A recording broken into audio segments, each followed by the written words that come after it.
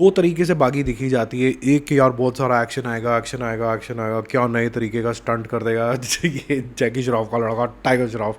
एक नज़रिया ये है, और एक नज़रिया ये है कि अब कौन अगवा होने वाला है, कौन किसको क्या किडनैप कर लेगा, और फिर ये रॉनी किसको बचाने जाएगा। कभी भाई को बचा रहा होता है, कभी गर्लफ्रेंड को बचा रहा होता है, कभी एक्स गर्लफ्रेंड का कोई लफड़ा होता है, उसके अंदर ये इंडल्ज हुआ होता है। तो इस बारी भी कुछ इसी तरीके की इंडल्जेंस है। पंगा साला ये है कि ये मान नहीं रहा है कोई कि ये जो है कोई किडनैप भी हुआ है या फिर एग्जिस्टेंस के अंदर नहीं है, ये क्या है, कौन है एलिशा का कैरेक्टर। और अगर ये एलिशा का कैरेक्टर एग्जिस्ट करता है तो ये रॉनी कैरेक्टर इंट्रोड्यूस करेगा कैसे उसको दुनिया के सामने। ये सारा आपको मूवी देखने मिलता है from a story perspective plus lot of action. So lot of action in between story, थोड़ा रिवर्स ऑर्डर के अंदर आप मान लीजिए इसको, तो इफेक्टिव लगेगी फ्रॉम अ स्टोरी पर्सपेक्टिव, क्योंकि एंड तक आपको ये नहीं पता चलेगा कि संजय दत्त का इसके अंदर जो रोल प्ले कर रहा है वो क्या है। और जो दो लड़कियां यहाँ पर हैं, हरनाज और समझ लीजिए सोनम, वो अपने अपने रोल के अंदर आपको सरप्राइज़ करेंगी एंड में। और काफ़ी अच्छे तरीके से इसको एंड तक लेके जाया गया है कि आपको ज़्यादा पता ना चल पाए स्टोरी के बारे में। लेकिन इसके अंदर एक और इम्पॉर्टेंट रोल आ जाता है कि किस तरीके से कहानी जो है वो स्क्रीन प्ले के अंदर परोई गई है। तो स्क्रीन प्ले बोलूँगा डिसेंट है, अच्छा है, लेकिन कभी कभी ये डिप भी होता है। और ये जो तालमेल है ना, सिर्फ मैं डायरेक्टर को या स्क्रीन प्ले राइटर को नहीं बोलूँगा, ज़्यादा मैं स्क्रीन प्ले राइटर को बोलूँगा। कोई कई कई बारी जहाँ एक्शन नहीं है वहाँ इंटेंसिटी लूज़ होती है। एक्शन से मेरा थोड़ा सा पॉइंट ऑफ व्यू जो थोड़ा सा डिफरेंट है। अच्छा एक्शन है, ब्रूटल है, लेकिन मार्को के जोन के अंदर नहीं है। कि भाई मार कटाई के अंदर आप गोर की सारी सीमाएं पार कर गए, आपने छोटा जो अनबॉर्न है उसको पेट से निकाल दिया, ऐसा कर दिया, उस जोन में ये नहीं जाता है। लेकिन ये किल के नेक्स्ट लेवल पे ज़रूर जाता है। लेकिन क्या किल का एक्शन इससे बेटर था? मैं बोलूँगा किल का एक्शन इफेक्टिवनेस में इससे बेटर था, लेकिन इसके अंदर एक्शन ज़्यादा है और अच्छे तरीके से किया गया है। फिनिश यहाँ ज़्यादा अच्छी है, लेकिन एग्जीक्यूशन की अगर हम बात करें, जहाँ पर आपको टाइगर श्रॉफ नहीं दिख रहा है, कोरियोग्राफी किस तरीके की है, कभी कभी मीनिंगलेस भी लगता है। ऐसा लगता है कि बहुत सारे लोग वेट कर रहे हैं कि टाइगर श्रॉफ हमें कब मारेगा, फिर दूसरा जना आएगा।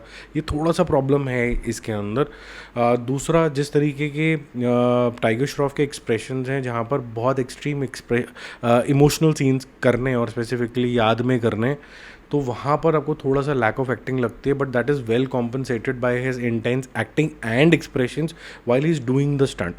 So mind it, whenever somebody is doing a stunt, it is very important to carry that kind of a body language and face expressions which is part of acting. तो ये वहाँ पर मेरे ख्याल से बहुत अच्छे तरीके से उन्होंने किया है। तो आपको थोड़ा सा हल्का फुल्का मिक्स फीलिंग आएगी। पिक्चर हमेशा आपको हाई ऑक्टेन ही रखेगी, स्टोरी गेसिंग रखती रहेगी, आपको कोई ना कोई एक्शन आता हुआ नज़र आता रहेगा, आपको एंड में पता चलेगा ये सब चीज़ें, कौन सा कैरेक्टर कौन कहाँ मिला हुआ था, किसकी क्या स्कीम थी। तो स्टोरी भी है, एक्शन भी है, दोनों चीज़ें हैं। लव स्टोरी कम है, जहाँ पर केमिस्ट्री की बात आती है, जहाँ पर इंटेंस लव आपको फील करना होता है, जहाँ पर आपको गाने फील करने होते हैं। गाने इतने इंप्रेसिव नहीं हैं जितने होने चाहिए थे, लेकिन विजुअली बहुत अच्छी है। तो कुछ बहुत ब्रिलियंट पॉइंट्स हैं, जैसे एक्शन बहुत अच्छा है, आपको मेरे ख्याल से वो भी सरप्राइज़ करेगा, टाइगर श्रॉफ भी सरप्राइज़ करेगा। संजय दत्त बहुत क्लियरली लोगों की नज़र में आ जाएंगे कि किस तरीके से इसको यूज़ करना है। he is very well utilized, he's acted very very well.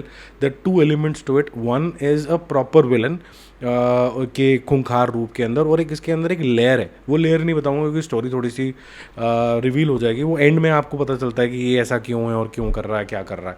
ठीक है, जो ये लड़की का एंगल है वो तो फॉर श्योर आपको सरप्राइज़ करने वाला है, बिल्कुल भी आप एंटिसिपेट नहीं कर पाओगे, ये बात तो फॉर श्योर है। तो मिला जुला थोड़ा सा है, और बेटर बन सकती थी ये, तो 2.5 स्टार आउट ऑफ 5। लेकिन मेरे ख्याल से टाइगर श्रॉफ से किसी को भी नाराज़गी नहीं होगी कि उसने अपना पार्ट कर दिया। और इस तरीके के जो आर्टिस्ट होते हैं वो over a period of time में बहुत ज़्यादा अच्छी एक्टिंग करके निकालते हैं। मैं थोड़ा सा सलमान खान का यहाँ पर एग्जांपल दूंगा। इनिशियली जो उनके क्राइंग सीन्स अगर आप रेफ़र करो तो वहाँ पर भी आपको बहुत ज़्यादा फिनेस नज़र नहीं आती है, लेकिन अब बहुत ज़्यादा आती है। आप एक ड्रॉप आँख में आंसू, सुल्तान वगैरह में जो आपने देखा, उसमें आप एकदम लगाव में आ जाते हो। तो मेरे ख्याल से tiger Shroff is on the right path. उसकी मेहनत आपको यहाँ दिखेगी और लुक बहुत ज़्यादा अच्छी लगी है, चाहे वो यूनिफॉर्म हो, चाहे फिर एक रगड लुक के अंदर जब वो मार धाड़ में आता है। एंट्री सीन सबको दिया गया है, सबके ऊपर फोकस करा गया। ऐसा नहीं है कि एक ही बंदा मारता चला जा रहा है। मेरी only disappointment is action choreography अच्छी भी है, लेकिन वो मीनिंगलेस जोन के अंदर थोड़ा सा ज़्यादा जाती है, जो थोड़ा सा मुझे डिसअपॉइंटिंग लगा। और एक चीज़ जिसको और बेटर किया जा सकता था, जैसे मैंने बोला, ये जो केमिस्ट्री है जिसमें रियल लव फील हो रहा हो, वो थोड़ा सा कम है इसके अंदर। तो आपको लगता है कि यार मारी जा रहे हैं मारी जा रहे हैं, वो फील नहीं हो रहा है मुझे, ठीक है, इतना ज़्यादा कि इतनी याद आ रही है मुझे कि मैं मार दूँगा सबको वो वाला सीन है। तो मूवी शूवी स्कोर जैसे मैंने बताया 2.5 स्टार होगा। अगर थोड़ा ग्रेसफुली थोड़े नंबर और देने चाहो because of tiger Shroff effort, इतना उसने मार तटाई करी है, कई जगह पे खून बहाया होगा, तो 0.25 और दे सकते हैं, 2.75 स्टार्स।